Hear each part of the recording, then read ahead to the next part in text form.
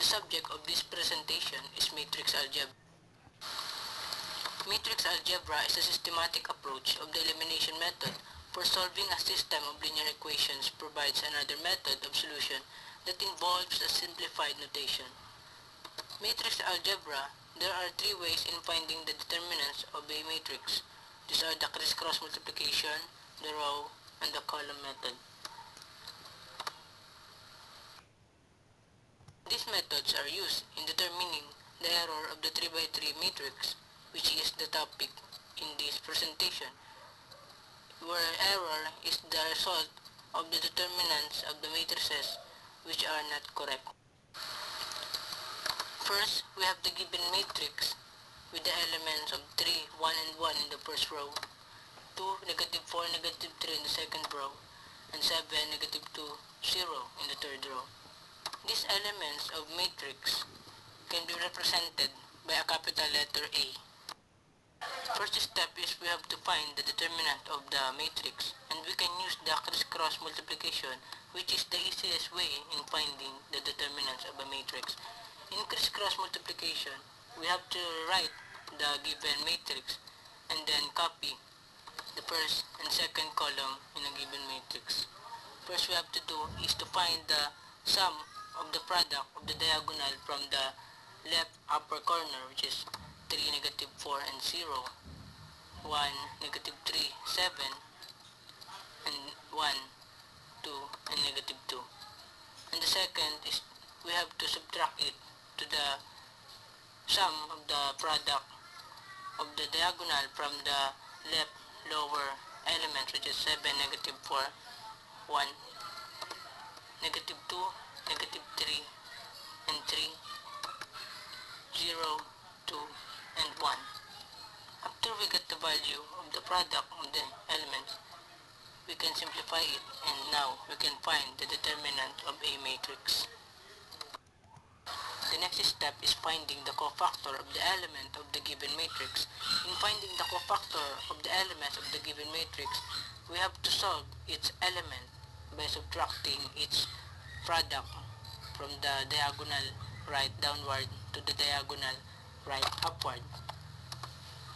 In the first element in the first row of the given matrix, which having negative 4 and negative 3 in first row, and negative 2 and 0 in the second row, the first thing we should do is to find the product of the first diagonal, which is right downward, and subtract it to the elements which is in the diagonal right upward, and then we can get its cofactor, which is negative 6.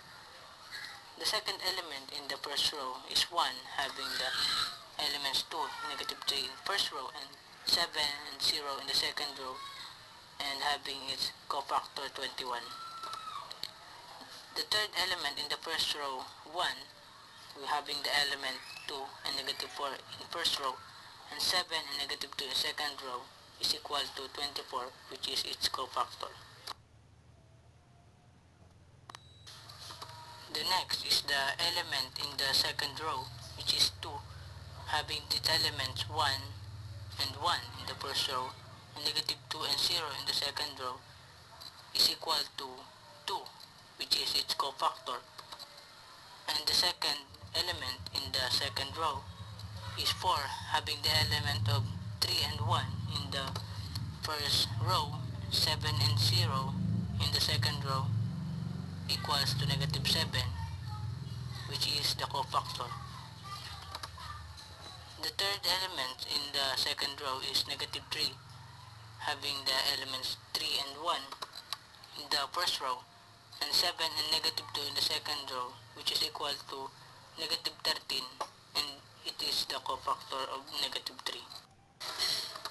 Next is the last row in the given matrix, having the first element of 7, and it has the element of 1 and 1 in the first row, and negative 4 and negative 3 in second row, which is equal to 1 as its cofactor. The second element in the last row is negative 2, having its element 3 and 1 in the first row, and 2 and negative 3 in the second row, which is equal to negative 11 as its cofactor. The last element in the last row is 0, which has the element of 3 and 1 in the first row, and the elements of 2 and negative 4 in the last row, which is equal to negative 14 as its cofactor. The next step is finding the inverse of the matrix. In finding the inverse of the matrix, we have to multiply negative 1 over the determinant, which is 15, in each of the element in a matrix containing the cofactor, which was transposed. And then after multiplying in the cofactor, we have to multiply the sign inside the checkerboard to complete the computation in the inverse of the matrix. After getting the inverse of the matrix, the next step is finding the product between the matrix itself and its inverse. And it leads to the answer with the diagonal of 1 and the rest of 0, which is called the identity matrix. We must remember that the first thing we should do is to identify the correct determinant, and finding the inverse and the identity of the matrix given was done in order to prove whether the determinant used wasn't wrong. Using the crisscross multiplication, row determinant and column determinant, in finding the determinants of the matrix, we can now find the errors in the matrices. By using again the crisscross multiplication, we have the given matrix and the copy of the first and second column at the right side, and by computing this matrix, we will have the answer of negative 15, which is the correct determinant. But we remember that we are looking for the errors and not for the correct determinant. So in order for us to find the errors using the crisscross multiplication, we must rearrange the row in the given matrix and write again the first and second column in the right side. And by computing the matrix, we arrive again at the same answer, which is negative 15. And we must rearrange again the row of the matrix in order for us to find the errors. After rearranging again the matrix, write the matrix that was rearranged and copy of the first and the second column at the right side. And by computing the matrix using the crisscross multiplication, we can arrive at the answer of positive 15, and the correct answer of the determinant is negative, so we must consider it as an error. By rearranging again the row of the matrix and writing the first and second column of the matrix, compute again by the crisscross multiplication, and the answer will be the error again, which is positive 15. By continuous rearranging of the matrix and the continuous process of crisscross multiplication, compute again the matrix and find again the error. So the answer is positive 15, which is the error again.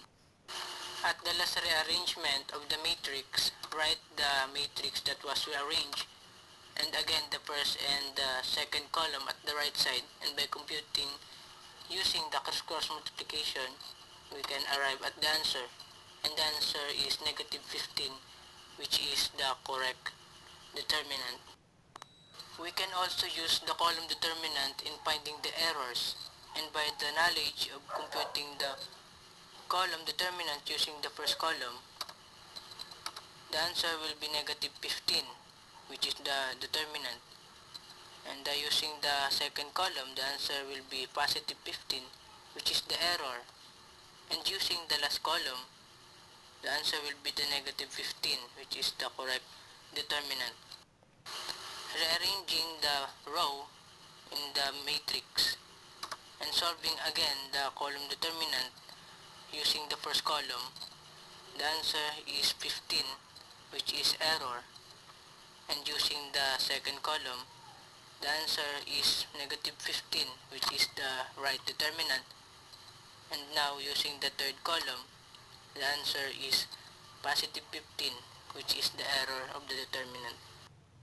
We can also apply the row determinant in determining the errors, and by the knowledge of using the row determinant using the first row, we can get the answer of negative 15, which is the correct determinant, and by using the second row, we can arrive the answer of positive 15, which is the error, and the last row, we can arrive at the answer of negative 15, which is the right answer for the determinant.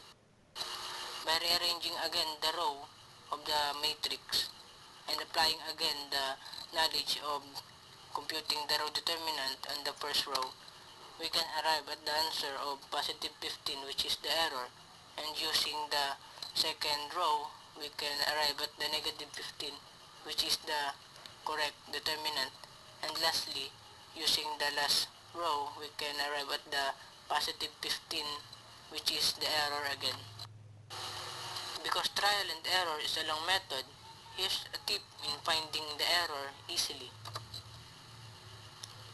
If the determinant you've found using crisscross multiplication in matrix given is correct, the error in row and column was found in the middle row and column. But if the determinant you've found using crisscross multiplication in the given matrix is the error in row and column was found in the first and last row and column.